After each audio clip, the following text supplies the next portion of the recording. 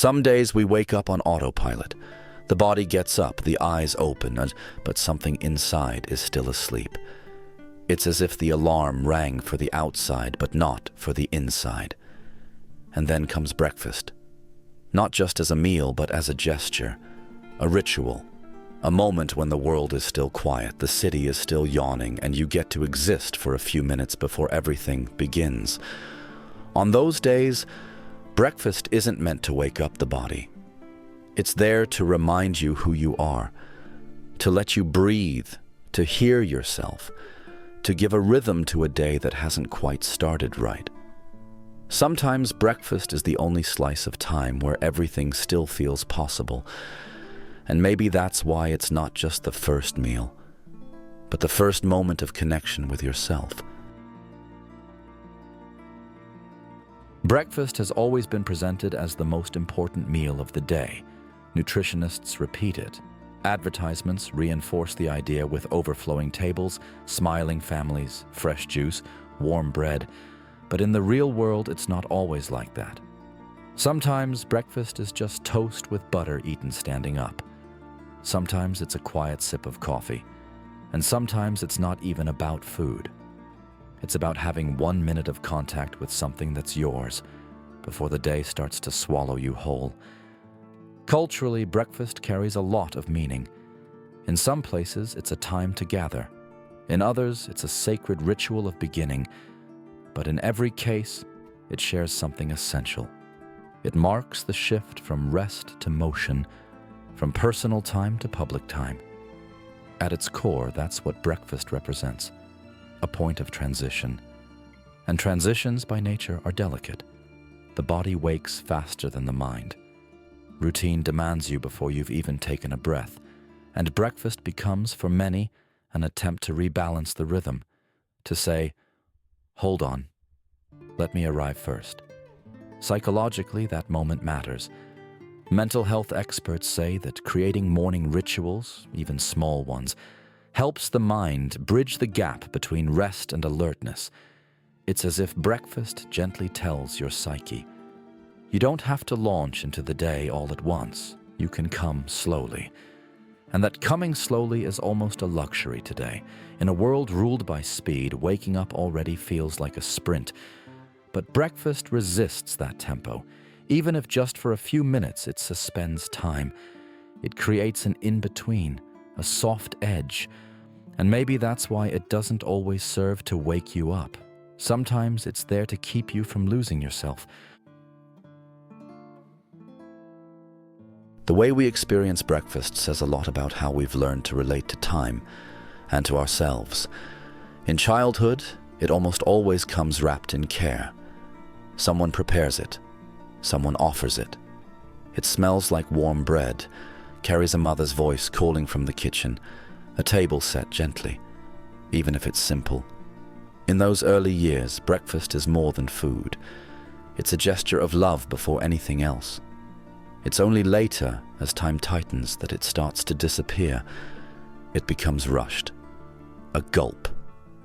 The sound of a blender at 6 a.m. Affection turns into habit. Ritual turns into obligation. And we stop noticing that it might still be the one piece of the day that's ours, before life starts asking too many versions of who we are. Philosopher Byung-Chul Han speaks of soul fatigue in a society of performance.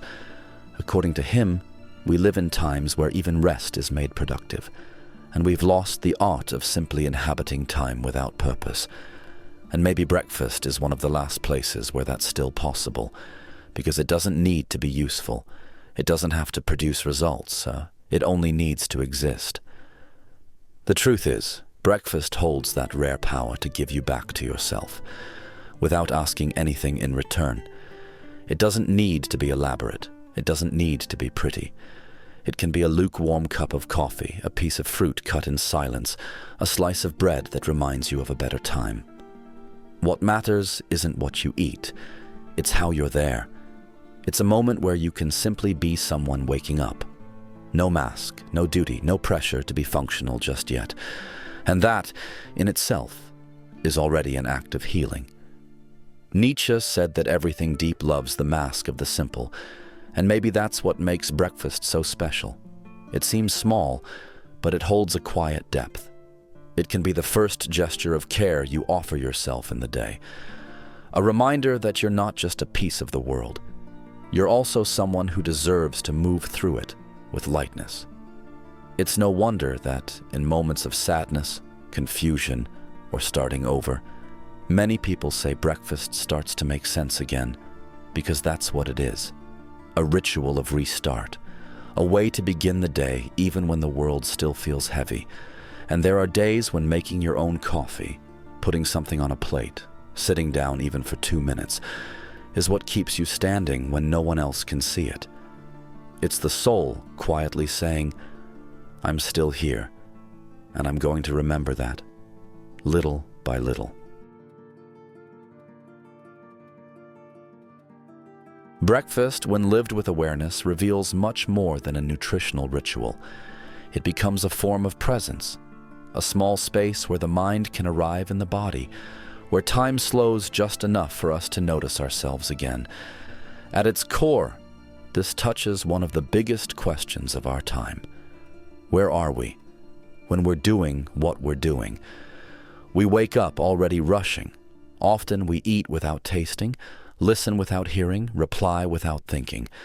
The morning becomes a ramp to acceleration.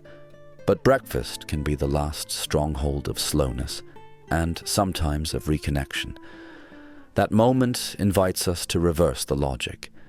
It's not the day that begins with breakfast. It's breakfast that defines the kind of day we're going to build. That's why it carries a symbolic choice. You can start your day by rushing through it, or by sitting with it. You can feed yourself because you have to, or because you deserve to.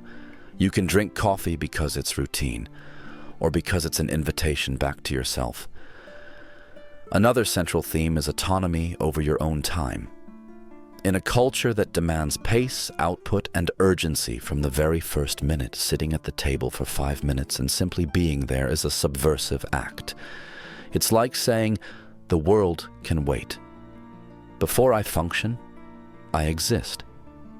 This is what philosopher Henri Bergson called lived time, a time not measured by clocks but by felt experience.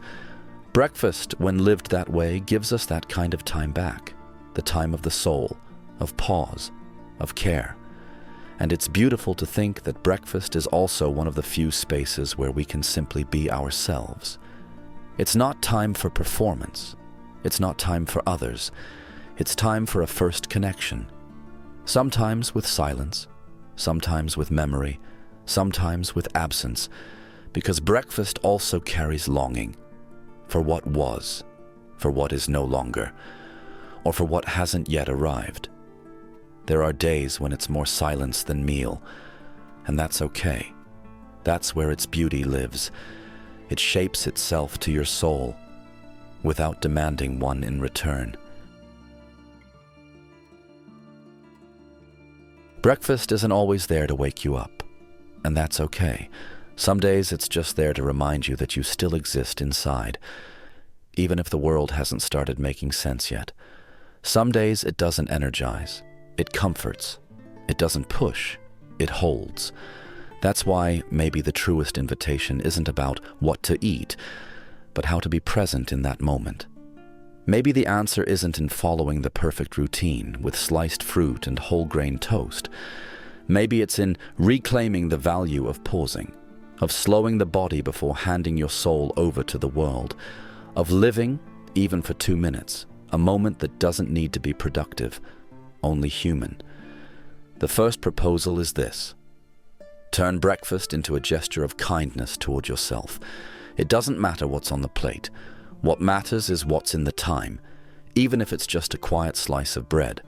Let it be with presence, with intention, with care.